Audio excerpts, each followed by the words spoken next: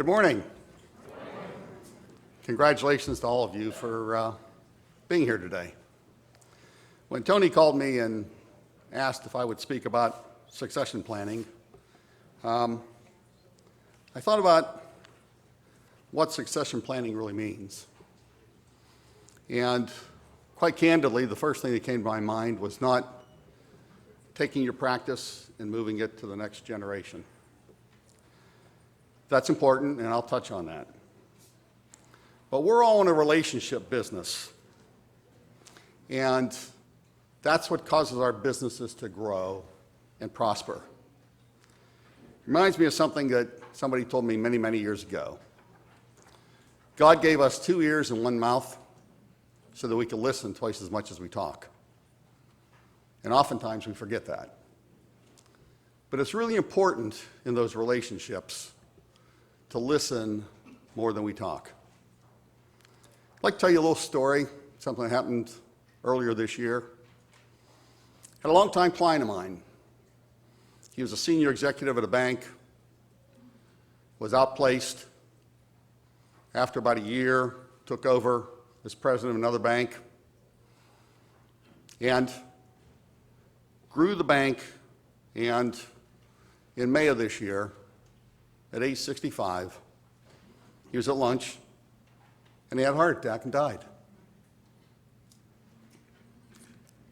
A few years earlier, he had gone through a bitter divorce, and I remember spending a lot of time with him where he'd call me on evenings and weekends, and I had to help him, get off the ledge and move on with life, and not be so focused on the money he had, but on what was in between his ears and the future that he had left. So when I got a text from his ex-wife the day he died, telling me that he passed away, it was a shock, because I'd just seen him 2 months earlier. And he left behind 3 adult daughters. And his estate plan was in place because within our firm, we are a comprehensive planning firm. And we do not only investment planning, retirement planning, income tax planning and preparation, succession planning, but we also do estate planning. And we've worked with a law firm for 30-some years. And as a comprehensive planning firm and as a CFP for over 40 years, the importance of estate planning and comprehensive planning rang true, because a couple weeks later, I had to sit down with his 3 adult daughters and talk about what life was going to be like.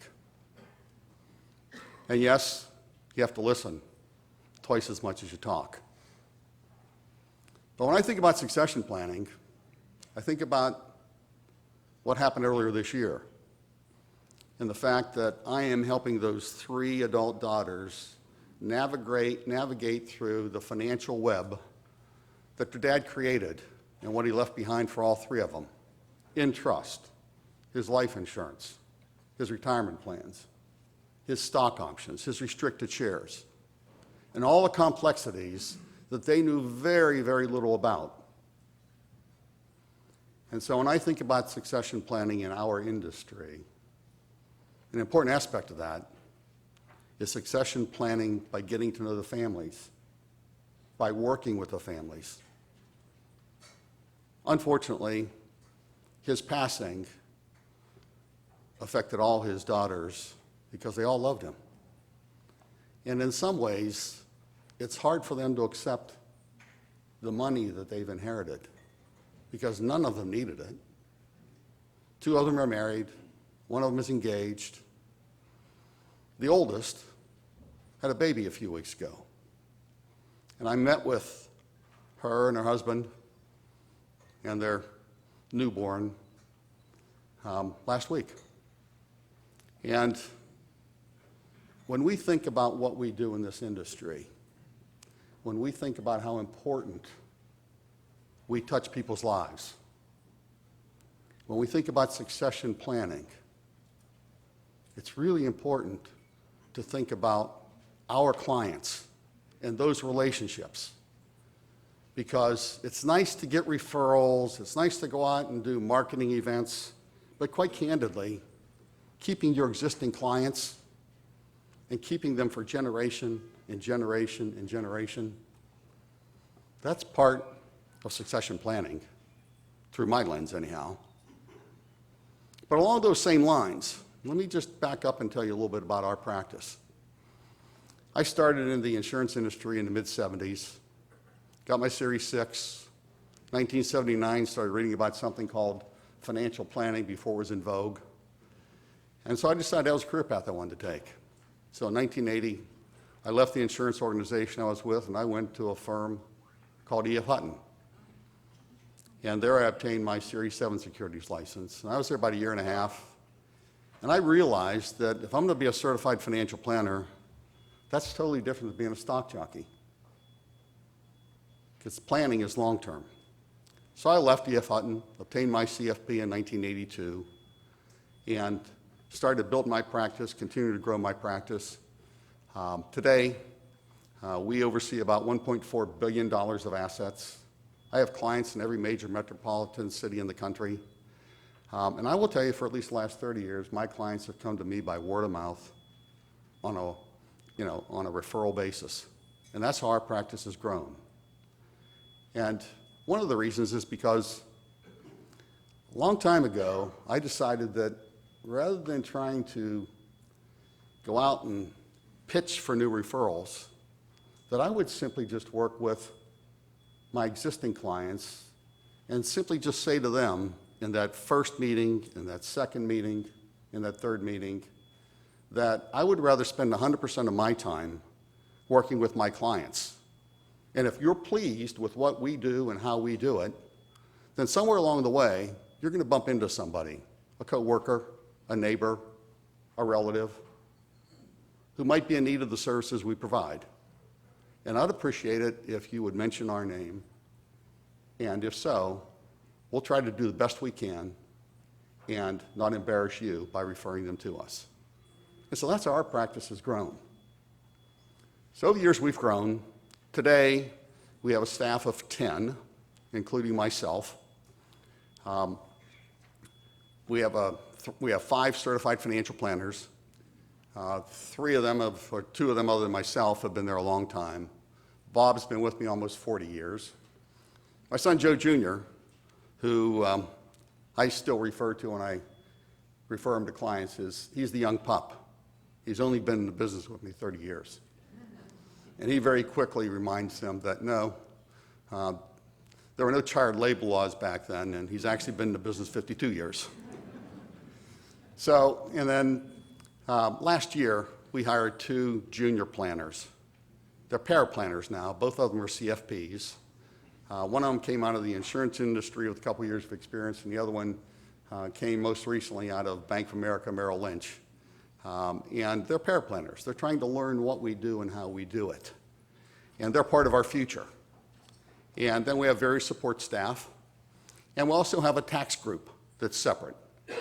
We have an enrolled agent, a CPA, and a support staff. And so we are truly a comprehensive planning firm. And so when I think of succession planning, I think about those 3 daughters that are now our clients into the next generation. And their daughter, who's going to be our client beyond that. And so in these meetings with the daughters, I'll introduce and have those junior planners be part of those meetings. They're gathering the data, they're putting together the reports, but they're our future. And so I'm a strong believer in trying to grow organically and grow from within. I heard earlier other people are buying practices and doing all sorts of things. We've not bought any practice. We've grown internally. And that's what's worked for us. And the great thing about this industry we're in is there's no one-size-fits-all. In fact, Tony said this morning, about shared ethos and about meet me in the middle. And as I looked at that chart that he had up there, and you've got the solo practitioners which is what I used to be back in the early days, when I had no idea what $1 billion of assets even look like. And sometimes I pinch myself because I sometimes question, how on God's earth did we get here? But it was one client at a time. It was by always doing the right thing. It was always putting the client first. And so we did grow our business. And I was an independent for over 40 years. And now I'm with Janney Montgomery Scott, and they're not your typical broker dealer out there, because we're really kind of a hybrid. And we are, like Tony shared first thing this morning, about being in the middle.